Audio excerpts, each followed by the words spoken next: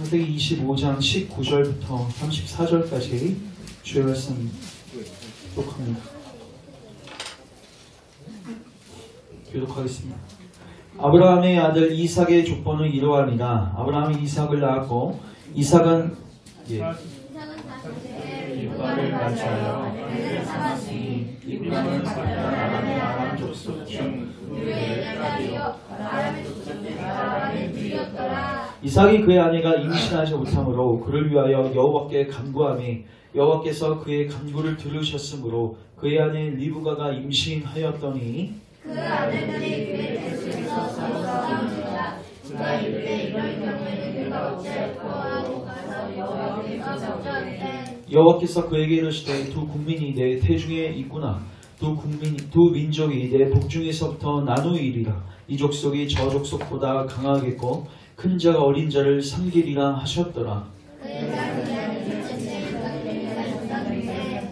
먼저 나온 자는 붉고 전신이 털옷 같아서 이름을 에서라 하였고 후에 나온 아론은 손으로 에서의 발꿈치를 잡았으므로 그 이름을 야곱이라 하였으며 리브가가 그들을 낳을 때 이삭이 60세였더라. 그 아이들이 장성함에 에서는 익숙한 사냥꾼이었으므로 들사람이 되고 야곱은 조용한 사람이었으므로 장막에 거주하니 이삭은 에서가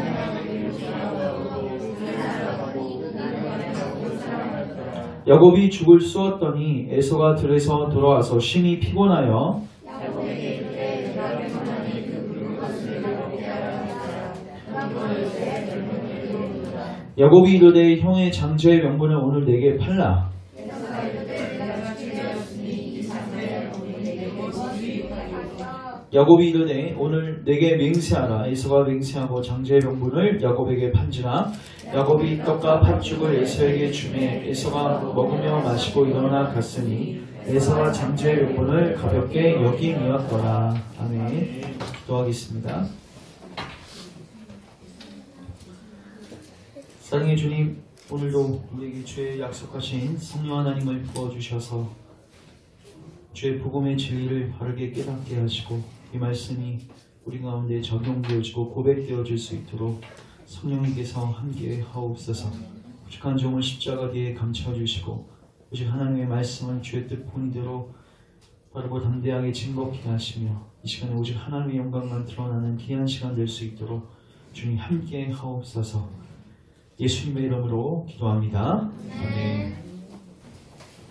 자, 오늘은 창세기 25장 19절부터 34절 말씀을 통해서 은혜의 영광을 찬송하게 하시려 합니다. 은혜의 영광을 찬송하게 하시려 합니다. 라는 제목을 가지고 주의 말씀을 살피겠습니다. 우리가 계속해서 창세기 살펴보고 있는데요. 창세기는 모든 성경의 모판입니다. 하나님께서 하시고자 하는 일을 아주 청사진처럼 잘 보여주는 게 창세기이고요. 우리가 지금까지 창세기를 통해서 하나님께서 온 우주만물과 인간을 선하게 창조하신 다음에 그리고 인간이 타락한 이후에 하나님께서 창세기 3장 15절에서 여자의 후손을 보내셔서 당신의 구속사를 완성하시고 이루실 것을 주님께서 약속하시고 그 약속을 신실하게 지키시는 것을 우리가 계속해서 살펴보고 있습니다. 특별히 하나님께서 아브라함이라는 한 사람을 통하셔서 그 구속사를 점진적으로 계속해서 일을 하고 계신 것을 우리가 살폈죠. 그러니까 사람이 눈으로 봤을 때는 하나님의 약속이 더딘 것 같고 이루어진 것 같지 않지만은 하나님께서는 계속해서 아브라함이라는 한 사람의 그 삶을 통해서 당신의 그 구속사를 지속하시고 이루어 가십니다. 그래서 우리가 이제 오늘은 이 아브라함이 죽고 이제 25장 앞부분 보면 읽지는 않았지만 아브라함이 죽는 장면이 나오고요. 이제 그 아브라함의 아들이 이삭이 에서와 야곱을 낳는 3대가 여기에 다 등장하죠. 그래서 이제 구속사가 이어지는 장면을 우리가 또 여기서 보게 됩니다. 특별히 오늘 읽은 본문을 보시면은 에서와 야곱이 태어나게 되는데 하나님께서 에서와 야곱이 태어날 때 하나님께서 예언을 하시죠. 자, 23절 잠깐 보시면은 여호와께서 그에게 이르시되 두 국민이 내 태중에 있구나. 두 민족이 내 복중에서부터 나누이리라. 이 족속이 저 족속보다 강하겠고 큰 자가 어린 자를 섬기리라. 여기 큰 자는 에서를 이야기하고요. 어린 자는 야곱을 이야기합니다. 하나님께서 이미 그들이 나와서 무엇을 하기 전에 뭐 부모에게 뭐 순종하거나 하나님의 계명에 순종하거나 이런 일이 있기 전에 어떤 결과를 도출하기 전에 하나님께서 그들이 태중에 있을 때부터 그들의 삶의 양상에 대해서 결정하시고 그대로 진행하시는 것을 우리가 확인하게 됩니다. 자, 근데 그들이 그렇게 태중에서부터 하나님께서 그렇게 택하시고 그렇게 정하셨는데 그게 이제 나이가 들고 장성하니까 모습으로 드러나기 시작했습니다. 그게 27절인데 이 아이들이 장성함에 어렸을 때는 하나님의 택하심에 대한 것을 가시적으로는 확인할 수가 없었습니다.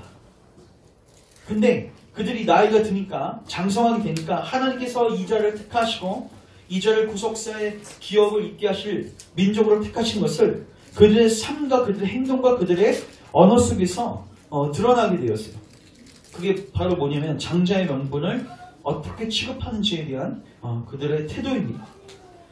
우리가 잘 아는 대로 야곱과 에서 중에서 장자권을 누가 갖고 있었냐면 에서가 갖고 있었습니다. 장자니까 당연히 장자권을 갖고 있죠. 그런데 장자권을 큰 실수만 없으면 아주 자연스럽게 받을 수 있었던 에서는 장자권을 소홀히 여겼고 야곱은요 그 장자권을 너무 사모한 나머지 어떻게 해서든지 그 장자권을 소유하려고 형을 꼬드기고 형을 유혹해서 그 장자권을 결국 자기가 탈취하게 되죠. 결국 하나님께서 택하신 모습들은요 그의 삶의 양상을 통해서 분명히 그 모습을 드러나게 됩니다. 그래서 오늘은 이 본문과 관련해서 하나님의 선택과 관련한 하나님의 말씀을 살펴보도록 하겠습니다. 자, 첫 번째 따라하겠습니다. 선택에 관한 말씀은 성경적이다. 칼빈이 죽을 때요 그의 사랑하는 제자들 중에서 칼빈의 교리 중에서 예정서를 부담스러워했던 제자들이 있었습니다. 그 예정서를 부담스럽게 들었던 제자들이 칼빈이 죽을 때 이렇게 질문을 했습니다. 칼빈 선생님, 당신이 일평생 가르쳤던 그 예정서를 취소하시면 안 되겠습니까? 근데 칼빈이 그럴 수 없다. 그래서 이유를 대는데 이유가 성경에 나와 있다. 그래서 난 그 교리를 취소할 수 없다. 여러분, 그 당시 우리는 지금 개혁주의에서는 예정설이 거의 정설로 받아들여지고 있지만 물론 지금 교회 안에서도 이 부분에 대해서 이해는 제각각이고 조금 이상하게 이해하시는 분들도 계시지만 기본적으로 지금 예정설 하면은 크게 무리 없이 교회에서 받아들여지고 이해하고 있습니다. 근데 그 당시 종교개혁 시대 때는요 하나님께서 구원할 자를 이미 택하셨다. 그리고 어떤 자는 유기하셨다. 이 교리는요 그 당시에 센세이션을 일으켰던 교리입니다. 특별히 가룟 유다, 여러분 가룟 유다의 삶을 통해서 누가 죽으셨어요? 예수님이 죽으셨죠. 그래서 이렇게 해석을했어요. 가룟 유다를 통해서 예수님 십자가에 죽으시고 그 예수님을 통해서 구속사가 완성되셨다. 그래서 결국 하나님의 영광 드러난 거 아니냐. 그래서 가룟 유다는 잘못한 거 없다. 무죄다.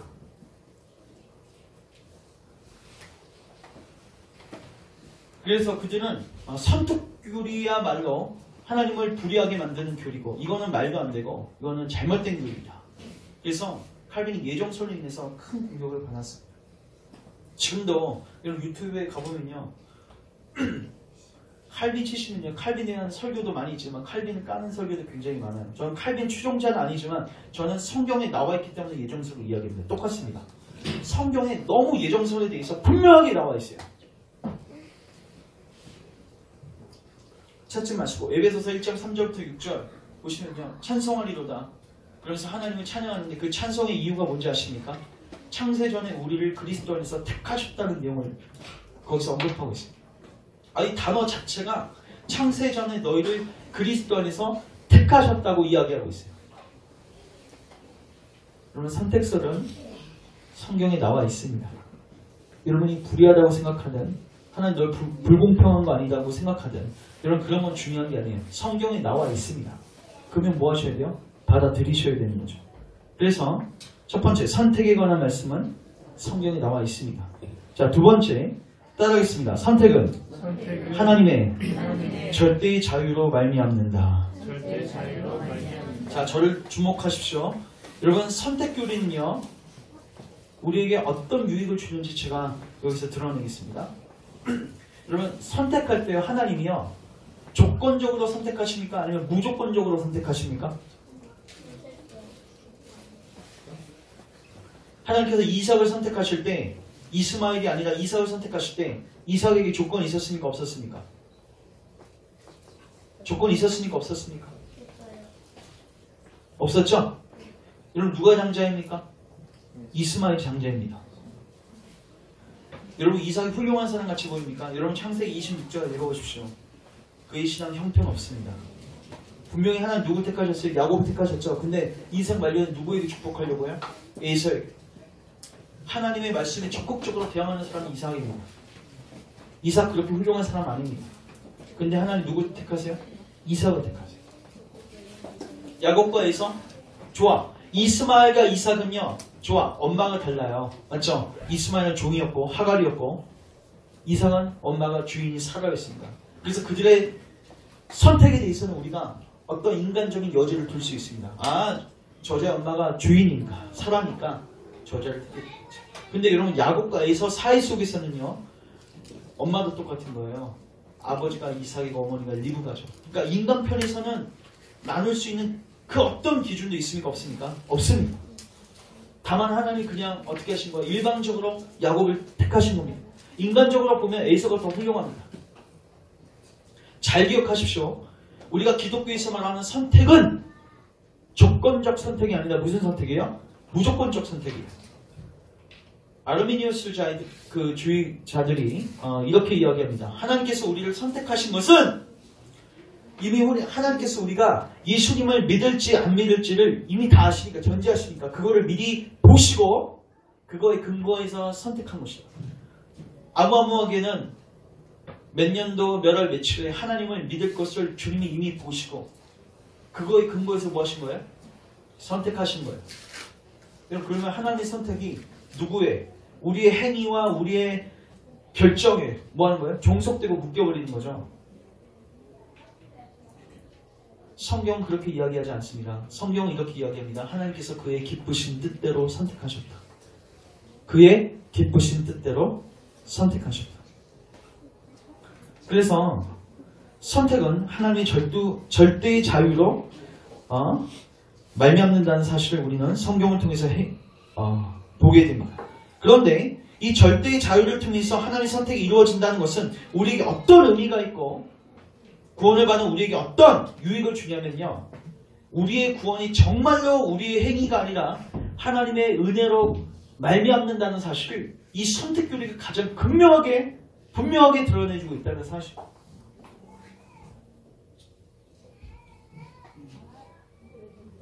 자, 이제 세 번째 따라하겠습니다. 구원받지 못함에 대한 책임은 인간에게 있습니다.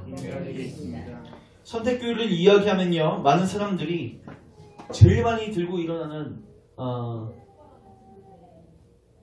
반박이라고 해야 할까요?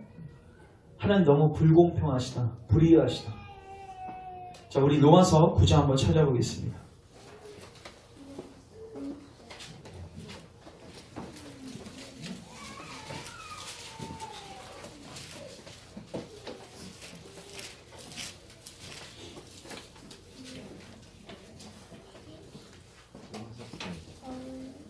(13절) 12절 13절 먼저 보겠습니다. 리브가에게 이르시되 큰 자가 어린 자를 섬기리라 하셨으니, 우리가 읽은 본문이에요. 기록된 바 내가 야곱은 사랑하고 에서는 미워하였다 하신가 같으니라.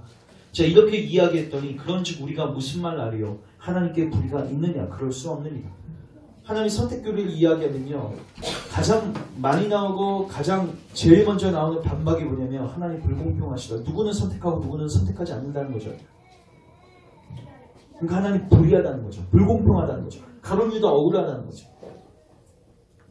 가룟 유다는 죄수 없어서 그렇게 선택받아서 십자가의 영광을 드러내기 위해서 그의 삶이 죄수 없게 쓰임받았다는 거예요. 그러니까 하나님 너무 불공평하시다는 거죠. 여기에 대해서 성경이 이야기하는 세 가지 반론을 제가 제시합니다. 자, 제가 묻겠습니다. 여러분, 가룟 유다가 예수님을 판 사건은요, 하나님 조종하신 겁니까? 그러면 제가 묻겠습니다. 가룟 유다가 예수님을 팔 때 나는 예수님의 십자가 영광을 드러내기 위해서 예수님을 판다, 이런 마음으로 팔았습니까? 하나님 구속사 일을 완성하고 성취하기 위해서 가룟 유다가 예수님을 팔았습니까? 가룟 유다는 어떻게 팔았는가? 잘 들어보십시오. 칼빈이 했던 얘기입니다. 유다는 배반 사건이 예언되었다고 해서 자기의 죄를 변명할 수 없습니다. 왜냐하면 그가 하나님의 예언의 말씀을 이루려고 그 일을 한 것이 아니기 때문입니다. 그는 스스로 악한 마음 때문에 그 일을 했습니다. 그는 예수님을 만백성의 구세주로 만들기 위해서 그 일을 행한 것이 아닙니다. 하나님의 구원 계획을 완성하기 위해서 희생당한 것도 아닙니다. 따라서 그는 십자가 사건의 공로자가 될 수가 없습니다. 그는 자기 죄에 대하여 심판을 받아 마땅합니다. 가룟 유다는 그렇게 쓰임 받았습니다. 그러나 그거에 대한 책임은 가룟 유다에게 있습니다.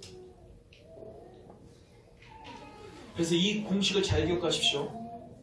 우리가 구원받는 것은 하나님의 전적인 은혜와 선택에 기인한 것이지만 누군가가 구원받지 못한 것은 그 사람의 불신앙과 완고한 고집 때문에 그들은 구원받지 못하는 것입니다. 하나님께 책임의 피를 할 수 없다는 거예요. 더 나아가서 굉장히 중요한 여기에 대해서 성경의 반박. 자, 로마서 9장 19절, 20절, 21절 같이 한번 읽겠습니다. 시작. 혹 내가 내게 말하기를 그러며 하나님이 어찌하여 허물 하시느냐 누가 그 뜻을 대적하느냐 하리니 이 사람아 내가 누구이기에 감히 하나님께 반문하느냐 지음을 받은 물건이 지은 자에게 어찌 나를 이같이 만들었느냐 말하겠느냐 토기장이가 진흙 한 덩이를 하나는 귀히 쓸 그릇을 하나는 천이 쓸 그릇을 만들 그릇이 권한이 없느냐. 이건 무슨 말이냐면요, 일단 하나님 불공평하지 않습니다. 여러분이 심판대에 섰을 때 절대로 하나님 저는 하나님이 해주지 않아서 하나님의 은혜를 베풀지 않아서 저는 이런 상황 속에 온 것입니다 라고 우리가 하소연할 수도 없고 하나님께 따질 수도 없다는 거예요. 거기에서는 여러분의 일이 다 다물어질 것입니다. 하나님께서 CCTV를 다 돌리셔서 여러분의 완고한 고집과 여러분의 불신앙 때문에 여러분들이 미끄러진 사실을 하나님이 증명하시고 드러내실 것입니다. 근데 더 중요한 사실은요, 하나님께서 누군가는 구원받기로 선택하시고 누구는 구원받지 못하기로 유기하셨을지라도 그거에 대한 주권이 누구에게 있다는 거예요? 하나님께 있다는 거예요. 여러분 이거 정말 기억하셔야 됩니다. 여러분 이거 들으시면 어떻게 느껴지십니까? 저는요 이 진리를 깨달았을 때 제 안에 진정한 겸손이 생겼습니다. 하나님 토기장이십니다. 여러분이 그릇을 집에 있는 그릇을 사용할 때 어떤 그릇은 국그릇으로 어떤 그릇은 밥그릇으로 사용하는데 그거에 대한 권한을 누가 갖고 있습니까? 여러분이 갖고 있죠? 그릇이 나를 왜 이 그릇으로 사용하냐고 하소연할 수 없는 거예요. 토기장이하고 진흙의 관계는 절대적인 거예요. 토기장이는 그 진흙에 대해서 무엇으로 만들고 또 어떻게 사용하고 어떻게 폐기할지에 대한 모든 권한을 토기장이가 갖고 있습니다. 여러분 하나님의 절대 주권이 어디서 가장 극명하게 드러나는지 아십니까? 우리의 구원 문제에 있어서 가장 극명하게 드러납니다. 성경은 분명히 이야기하고 있습니다. 너희들 입 닥쳐. 입담으로 하나님이 천이 쓸 그릇과 귀 쓸 그릇을 하나 나누셨는데 그거에 대해서 너 불의하다고 하지 마. 하나님 그럴 권한이 없는 줄 아셔? 그럴 만한 권한이 있으신 분이야. 여러분 우리가 이거를 진정으로 알게 되면 어떻게 될까요? 이거를요 제대로 깨닫지 못한 사람은 어떻게 나아가죠? 9장 14절처럼 나아가는 거예요. 하나님 불의하시다는 거죠. 불공평하시다는 거죠. 그러나 이거를 성령님의 조명하심을 통해서 이 진리를 분명히 깨닫게 되면 어떻게 되는가? 주님 저를 불쌍히 여기시고 저를 귀히 쓰는 그릇으로 사용해 주세요. 여러분 이게 합당한 태도가 아니겠습니까? 근데 거기에 대해서 왜 나를 이딴 그릇으로 쓰시냐고 따지고 있다. 그래서 여러분 기억하십시오. 선택받지 못하고 어떤 사람이 구원받지 못하는 것에 대한 책임은 하나님께 있지 않습니다. 인간에게 있습니다. 그리고 더 나아가서는 이거 굉장히 우리에게 쇼킹한 이야기인데 아까도 말씀드렸지만 하나님이 선택하시고 유기하시는 것에 대한 절대 주권이 있으십니다. 거기에 대해서 여러분들이 할 수 있는 일은 있다는 거예요. 그리고 여러분들은 무릎 꿇고 하나님의 공유가 자비를 구하는 것이죠. 네 번째, 따라합니다. 선택을 확인하는 방법은 내가 현재 예수님을 믿고 있는가이다. 아까 야곱 이야기를 살폈지만 야곱이 선택받은 거 어떻게 할 수 있으세요? 장성하네. 그가 장자권을 태하는 대하는 태도를 보면은 우리가 그가 선택받은지 안 받은지를 알 수 있었죠. 여러분, 그거 제가 묻겠습니다. 에서는 장자권을 어떻게 취급했습니까? 소중히 여기서 안 여겼어요. 가볍게 여기죠. 근데 말년에 가서는 장자권을 동생이 탈취하니까 어떻게 해요? 분이 나서 죽이려고 하죠. 근데요, 그가 진짜 장자권을 취한 게 아니라요, 소중히 여긴 게 아니라요, 장자권으로 오는 육신적인 복을 추구했던 거예요. 야곱은 그게 관심이 없었습니다. 야곱은 진짜 하나님으로부터 오는 그 기업을 이어받기를 원했어요. 잘 들으십시오.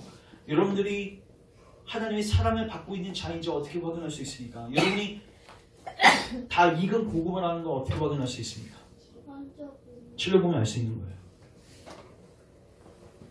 여러분 안에 장자권을 소망하는 마음이 있으십니까? 여러분들의 천국을 사모하는 마음이 있으십니까? 여러분 안에 영의 생각을 하고 계십니까?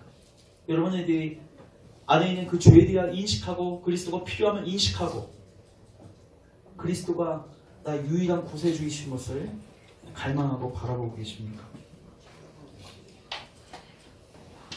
로마서 9장 다시 가보십시오. 로마서 9장 뒷부분 잠깐 가보시면 30절 가보세요. 30절, 31절 같이 한번 읽겠습니다. 시작.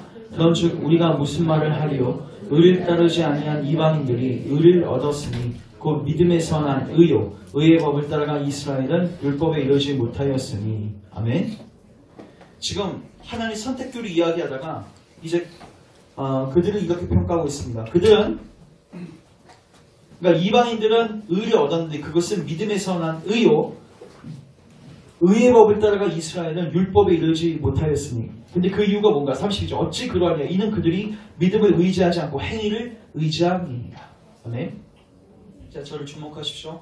여러분, 하나님의 선택받지 못한 것에 대한 아주 분명한 증거는 뭐냐면 그가 죽기 전까지 자기의 행위를 의지하다가 죽는 것입니다. 잘 들으십시오. 내가 구원받고 내가 하나님 선택받은 거 어떻게 할 수 있습니까? 여러분들이 여러분의 행위가 누더기 행위이고 아무 쓰잘데기 없고 이걸로 하나님께 설 수 없다는 것을 여러분 중심으로부터 인정하고 하나님께서 제시하신 그 예수 그리스도의 십자가의 복음만을 전심으로 받아들이고 계시다면 그게 바로 장자권을 소중히 여기는 태도이거든요. 그것은 여러분들이 선택받았음에 대한 아주 클리어하고 본질적인 증거입니다. 누군가가 저에게 와서 제가 구원받는지 어떻게 알 수 있겠습니까? 제가 묻죠. 당신에게 구원이 필요한 거야. 알고 계십니까? 알고 있습니다. 그럼 그거 어떻게 받을 수 있습니까? 제 안에서는 찾을 수 없습니다. 예수님밖에 없는 것 같습니다. 근데 제가 혹시 버림받으면 어떡하죠? 그럼 이렇게 얘기할 수 있죠. 당신이 그 고백하는 그 신앙의 내용으로 보건대 당신은 선택받은 사람입니다. 왜냐하면 그 태도는 신자 말고는 가질 수 없기 때문에. 행위를 의지하지 않고 그리스도의 십자가의 공로를 의지해서 나가는 이 태도. 예수님을 통해서 하나님의 장제권을 사모하고 갈망하는 그 태도. 여러분, 그거는요 사단마귀가 흉내낼 수 없는 신앙의 아주 본질적 시금석입니다. 그래서 여러분들은 누군가를 전도할 때 누군가가 선택받았는지 못 받았는지를 확인할 필요가 없어요. 그냥 뭐 하면 돼요? 예수님을 받아들이고 믿는다면 그 사람은 뭐한 사람이에요? 선택받은 거에 대한 증거입니다. 우리는 이 세상 사람들을 대할 때 누가 선택받았는지 받지 못했는지를 알 수 있어요, 없어요? 우리는 알 수 없어요. 왜냐면 하나님이 야곱과 에서처럼 내가 야곱은 사랑하고 에서는 미워했다 이렇게 말씀하지 않으세요. 이 성경에 이 계시는 한 선택교를 계시하시기 위해서 그 독특한 두 형제를 사용하셨을 뿐이지 그 이외에 모든 사람들은 선택이 있어서 하나님께서 뭐예요? 하나님의 비밀로 가려두셨습니다. 우리는 뭐 할 수 있어요? 근데 장자권을 소중히 여기는지 그릇되게 여기는지 가벼이 여기는지 그 태도는 뭐 할 수 있어요? 확인할 수 있죠. 그걸 우리를 살펴볼 수 있다는 거죠. 그래서 제가 여러분에게 질문 드립니다. 여러분들은 장자권은 어떻게 생각하고 계십니까? 여기서 장자권은 뭐예요? 하나님께서 우리에게 주실 하늘 기업, 하나님 자녀의 권세, 하나님의 영원히 함께 살아가는 그 영생, 그것을 여러분들은 사모하고 갈망하고 계십니까? 그리고 그것이 여러분의 행위가 아니라 그리스도의 십자가의 공로를 통해서만 우리에게 주어졌다는 사실을 인지하고 그것만 붙들고 계십니까? 만약에 여러분들이 여기에 대해서 대답을 오케이 하셨다면 여러분 계속해서 거기에서 더 진보하시고 나아가십시오. 여러분들은 천국에 넉넉히 들어가면 얻게 될 것입니다. 그러나 여러분 안에 아직도 장자권에 대해서 난 관심도 없고 교회도 나오지만 천국에 대해서는 일평생 관심이 없고 이 땅에만 내 온갖 마음과 내 생각과 내 모든 것이 집중되어 있다면, 그리고 여러분들의 행위를 의지하고 있다면 미안하고 죄송하지만 여러분들의 구원을 다시 확정하십시오. 여러분의 믿음을 점검하십시오. 점검하는 게 안전합니다.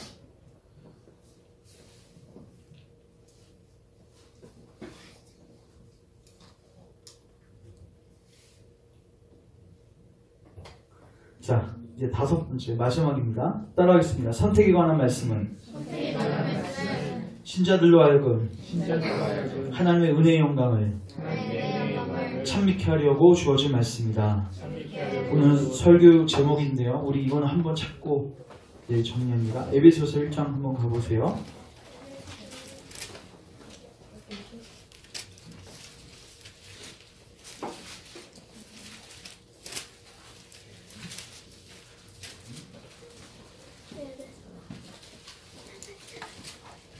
일장 3절 가보시면은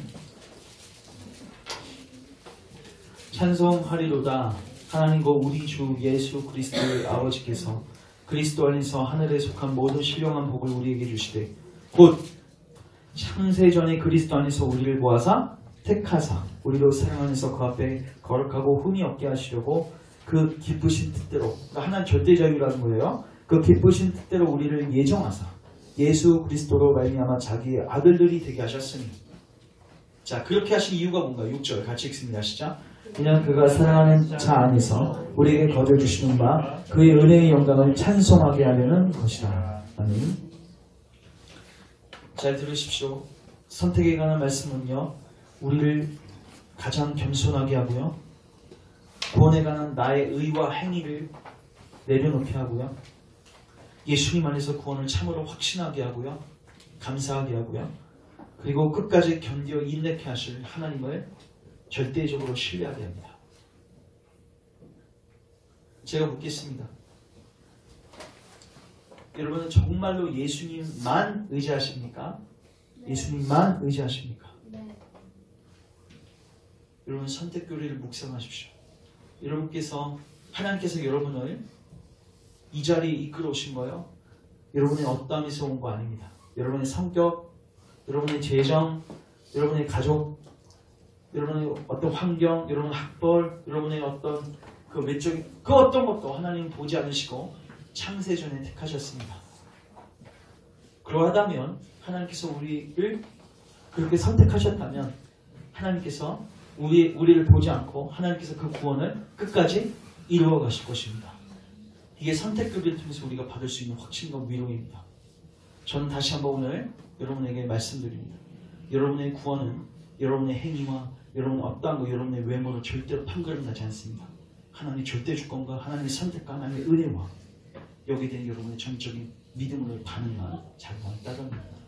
그래서 저는 여러분들이 이 하나님의 무한한 은혜를 오늘 다시 한번 묵상하고 야곱처럼 장자권을 소중히 여기고 날마다 예수 그리스도로 나아가 여러분의 구원을 확증하고 그 안에서 확신 가운데서 남은 여생을 살 수 있기를 주님의 이름으로 축원합니다. 기도하겠습니다. 사랑의 주님, 감사합니다. 우리에게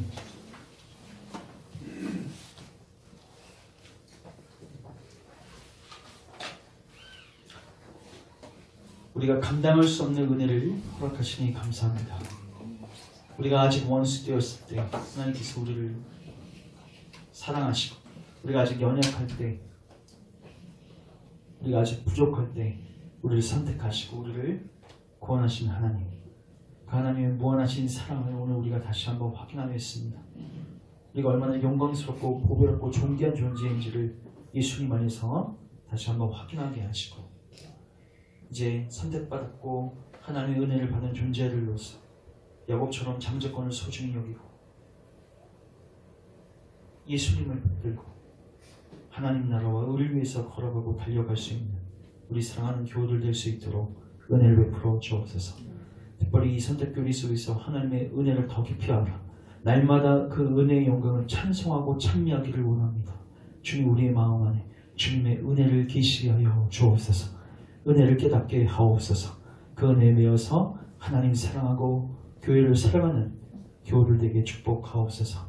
예수님의 이름으로 기도합니다. 아멘.